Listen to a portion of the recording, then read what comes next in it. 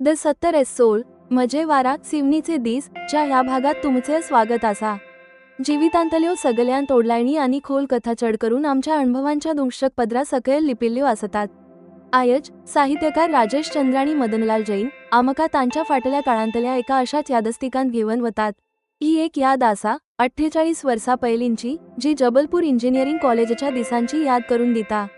पूण खरें म्हळ्यार ही कथा आसा एका बापायच्या मौन मोगाची, आपल्या पुताचेर आशिल्ल्या अभिमानाची आणि त्या विचित्र क्षणाची जने निरोप आणि मेळपाची आशा एकठाण धडधडतात। चला तर मग ऐकूया राजेश जैनची ही काळजाक भिडपी याद विचित्रता। ही याद 40 वर्सां परस पयलींची आसा। हांव जबलपूर इंजिनियरिंग कॉलेजात शिकतालो। त्या वेळार म्हजें जबलपूर वारा सिवनी मदीं जायते फावटी येवप वचप जातालें। सरकारी बस बालाघाटा सावन सुटून सकाळी 5:30 वारा सिवनीक येताली।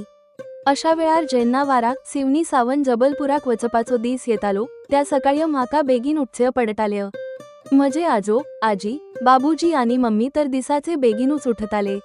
हांव तयार जावन घरा भायर सरतालो तेन्ना आजो आजी मम्मी तर ओल्या दोळ्यांनी घराच्या दारा मेरेन येवन निरोप दिताल्यो, पूण बाबूजी म्हज्या वांगडा बस स्टँड मेरेन चालत येताले। चढ करून बाबूजी आणि हांव पान्यांनीच चालत येताले। अशें केल्ल्यान तांचे सकाळींचे भोंवप मॉर्निंग वॉक लेगीत जाताले। आमी चलताले तेन्ना नितळसाण करपी बायलो वाटेंत झाडू मारताले। वारा सिवनी तेन्ना मातशे जागळे जावपाक लागताले। त्या वेळार सामान्य परस चढ शांतताय आशिल्ल्यान सुकण्यांचो, खास करून कावळ्यांचो आवाज बरोच स्पश्ट आयकू येतालो। आता तेतल्यो सुकण्यो उरल्यो नात। आमी बस स्टँडार पयलीं पावताले। थंय बाबूजींची नदर हेर प्रवाशांक सोदताली। तांणी जर कोणाक वळखीच्या जाणट्या मनशाक पळयलें तर ते म्हाका तांच्या मुखार करून सांगताले, हो म्हजो पूत जबलपुरात इंजिनियरिंग शिकता, हो लेगीत आता जबलपुराक वचूंक भायर सरला। अशी वळख करून दिल्यार तांकां खात्री जाताली की तांणी म्हाका कोणातरी जाणट्या मनशाच्या वांगडा केला आणि आता प्रवासांत म्हाका कसलीच अडचण येवची ना। म्हजें लक्ष बाबूजींच्या उतरांचेर आसतालें। ते इंजिनियरिंग हो शब्द वापरताना व्हडा अभिमानान भरिल्ले आसताले। आता बस येवपाची प्रतीक्षा आसताली। कसलोच आवाज नाशिल्ल्यान बस येवपाचो आवाज ते 1 किलोमीटर पयस सावन वळखताले आणि म्हाका सामानासयत तयार रावपाक सांगताले। बस रावली की ते रोकडेच बसच्या भितर वचून कोणा मुखावयली खाली सीट म्हज्या खातीर धरताले।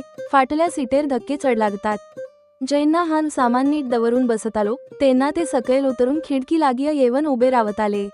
ते आयले तर म्हाका जबलपूरच्या बसीन बसोवपाक, पूण जेन्ना हांव बसीन बसतालो आमी बस सुटपाक जाताली तेन्ना तांचे काळजी भरून आयिल्ल्यो हांव जाणवतालें।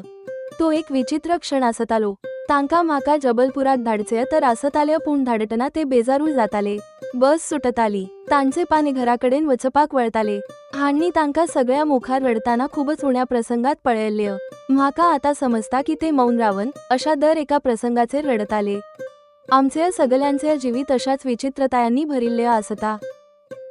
आता तुम्ही ऐकताले राजेश जैनची याद विचित्रता। बाबूजींचो तो मौन मोग, बसच्या खिडकी लागीं तांचे उबे रावप आणि तांचो अभिमानान इंजिनियरिंग उतराचो उच्चार करप, हे सगळे आमकां आमच्या आवय बापायच्या त्या न सांगिल्ल्या त्यागाची याद करून दिता। जिवीत खरेंच अशाच विचित्रतायांचो, अशाच आंबट गूढ क्षणांचो एक सुंदर व्हिज्युअल आर्ट आसा। आमकां आशा आसा की ही कथा तुमच्या काळजाच्या कोण्याक तरी भिडली आसतली। एट्रियस एम्बिशन्स चेर आमच्या वांगडा जोडिल्ल्या खातीर देव बरें करूं। अशाच आनीक न सांगिल्ल्या कथा खातीर आमच्या वांगडा रावात। सादर प्रणाम।